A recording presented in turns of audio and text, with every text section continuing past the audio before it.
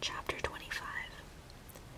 The funeral was only the three of them, Truett and Catherine and Mrs. Larson.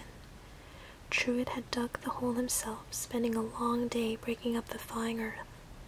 There were no tears. There was a minister from one of the churches, and Antonio was buried with the fewest possible words next to his sister and Ralph's mother and father near the old house. His coffin seemed so large to Catherine, it was impossible to believe that his beautiful body was shut inside it, locked away from the light and the air forever. Everything in the light and the air ought to be happy, the poet had said.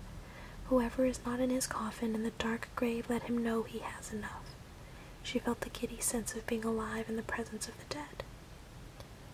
2 days had passed. She stood now in the ruins of the garden she hoped to build. The high walls cut off her view of the rest of the world. There was still snow in the corners of the garden, and the fallen statues were glazed with ice. It seemed 10 degrees colder here than in the rest of the world, although the back of the house was splendid in the western sun. She could barely remember how all this had begun. She had wanted something, and she had set out to get it, clear of her purpose and sure in her actions, but it had gotten confused. Confused in the mass of the ordinary, confused in the way people live, in the way the heart attracts and repels the things it wants and fears. Her own heart had gone out in directions she never imagined. Her hopes had become pinned to the things she would never have allowed. She wore the blue wool dress she had been finishing when Antonio died. His hands had felt the cloth around her body.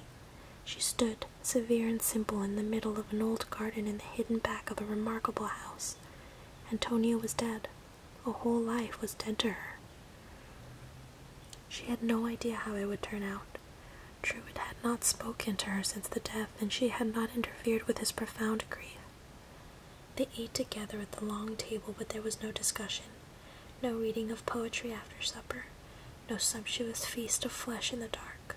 She had picked for herself a small and insignificant bedroom and retired there to weep in private for all she had lost. She was afraid.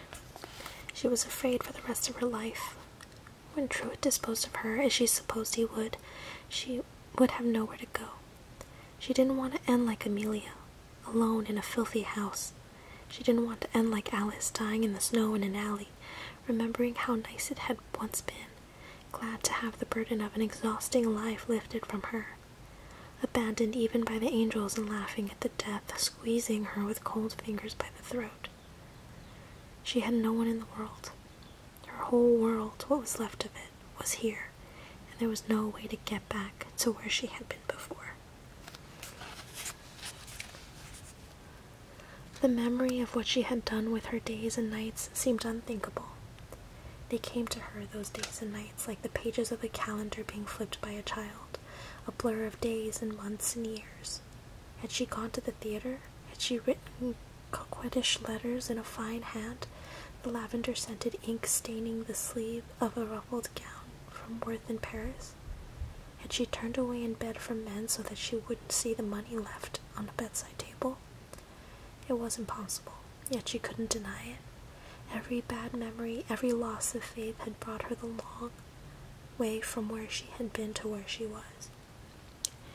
It was obviously done with Truett. Antonio had seen to that, his last act of cruelty. There was no way to judge what the depth of his sorrow would drive him to do, and she stood, knowing she had done wrong, but unable to imagine the consequences. He couldn't stay silent. The truth was too blatant to ignore, and he had been through it before.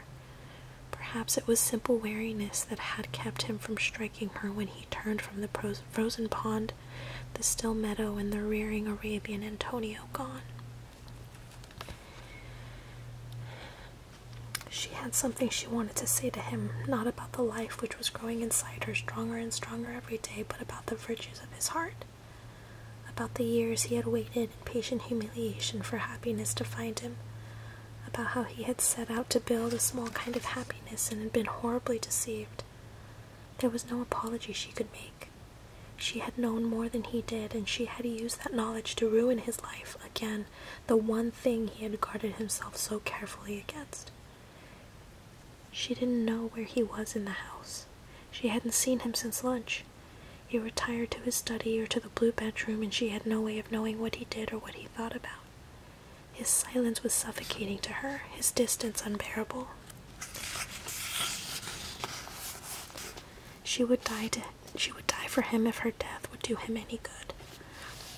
But it wouldn't do anything except add to the anguish of events that he had never anticipated. She had never before had anything to hold on to, nothing to root her to a place or a time, not until Druid, and she had brought harm to him, in the belief that nothing mattered, that no moment had consequences beyond the moment itself. She had agreed to kill him without realizing that he would die. She had agreed to marry him without realizing that marriage brought a kind of simple pleasure, a pleasure in the continued company of another human being, the act of carrying with you the thought of someone else. She would, she supposed, never see him age beyond the present day, and found that the thought made her immeasurably sad. Somewhere, for those other people she had so often thought about, there was the comfort of continuance and of habit. She realized it wasn't easy. The winters were long, and tragedy and madness rose in the pristine air. Even in the country, the madness of the time would not leave people untouched. Throughout her life, people came and went, some amusing, most not, but their leaving was no more surprising to her than their coming. Druid had arrived, and leaving him now would be the end of comfort for Catherine Land. She didn't know what to do with her hands. She wasn't cold, not yet, and the house looked warm as the lights began to come on, Mrs. Larson moving slowly room to room. Mrs. Larson had the ground next to his sister and turned away as though it were the most natural thing in the world. For her, life went on. Dinners got made, lights got turned on, and there was the way you got from one day to the next. And that was the way. Habit saved her from grief, from horror at her own husband's sudden insanity, from the ache of watching a young man die whose sweetness had left the earth long before his body. It was 4 o'clock, and everything around her stood perfectly still. The wind died, and the animals in the field, even the grey Arabian, stood to watch as the light slanted suddenly into the prism of evening.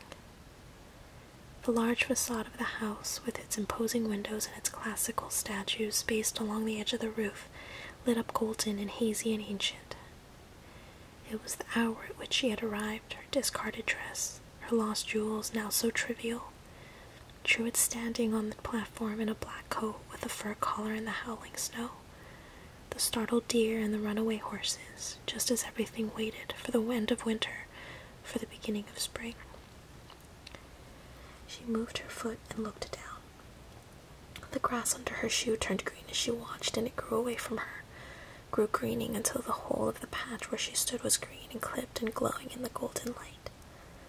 The green wonder of the world filled her garden and spread out from her feet wherever she walked.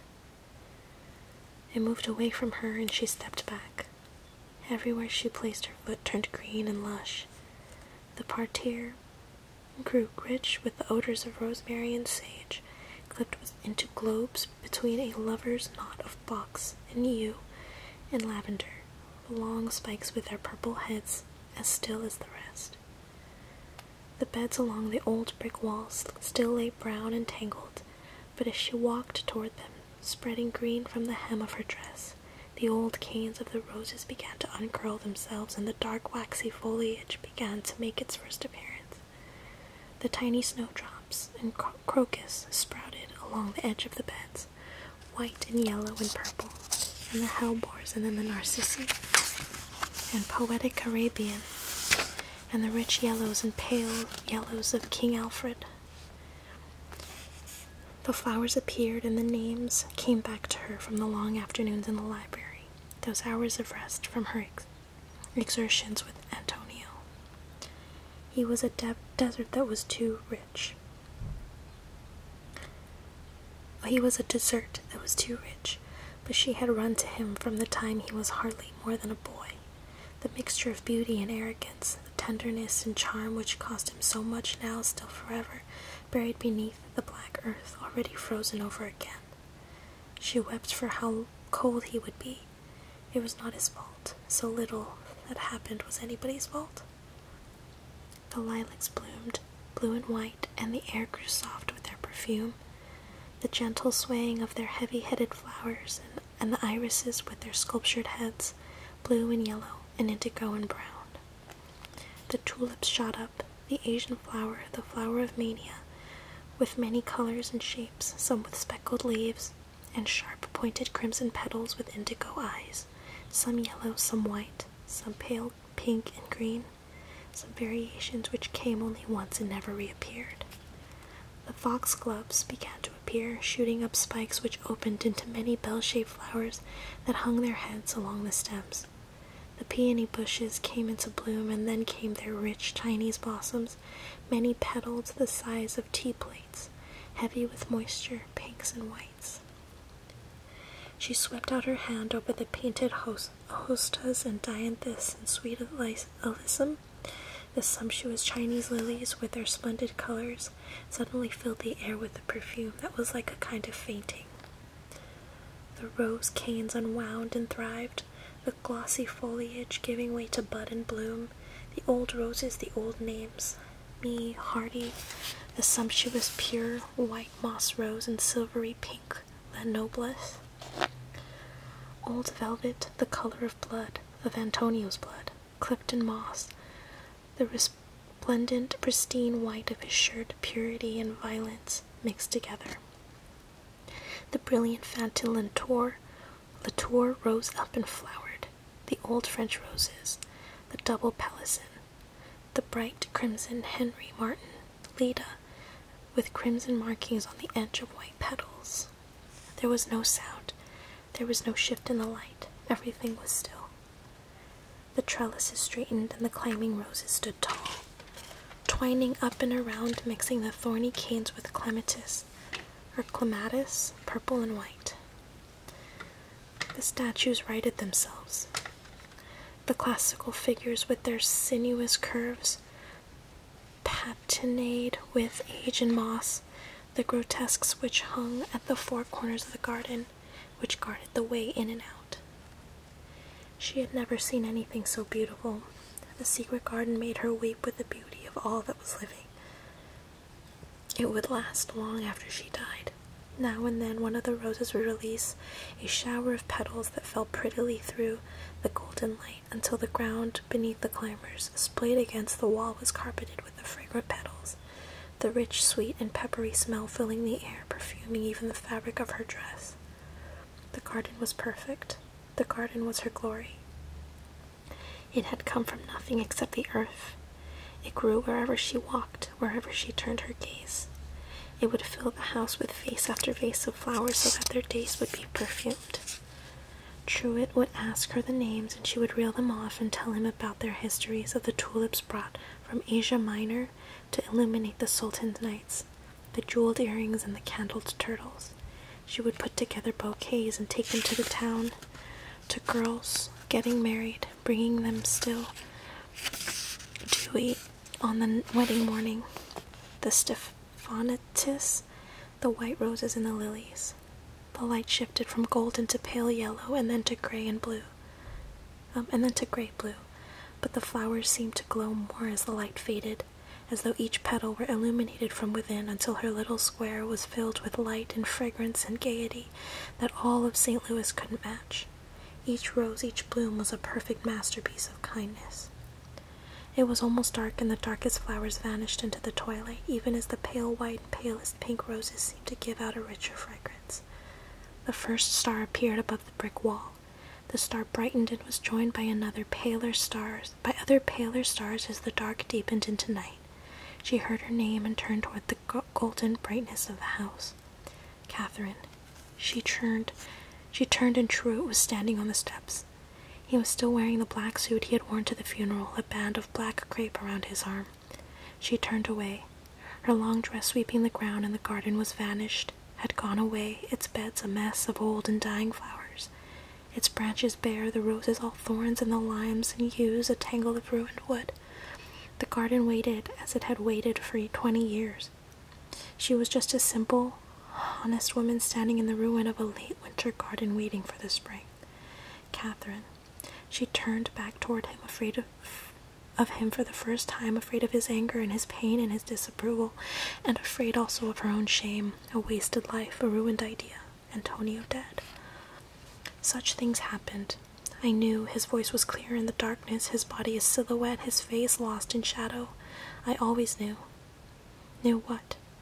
I knew what Antonio told me. Your history, what you've been, the lies you've told, who you are, I always knew. Malloy and Fisk sent me a letter. I burned it. It's private and it means nothing, but I already knew before you came back from St. Louis. The garden waited. How could he forgive so much? How could he be so patient? So much depended on her now, on her answer, and she tried to wait as long as she could, still smelling the sweet perfume of the last old bourbon rose. I'm going to have a baby. He stood for a long time until she shivered with the sudden cold. We're going to have a child. In the darkness she could see just enough to know the stillness in his tired face. He reached out his arm toward her. The lights from the house behind him began to come on one by one. Well then, he said. Well then, you'd better come in the house. She took one last look at the garden. The air had turned suddenly cold, but it was a springtime kind of cold. An evening cold without threat. It was almost dark. Things wait, she thought. Not everything dies. Living takes time. And she walked toward the golden house and took his outstretched hand in her own. Such things happen.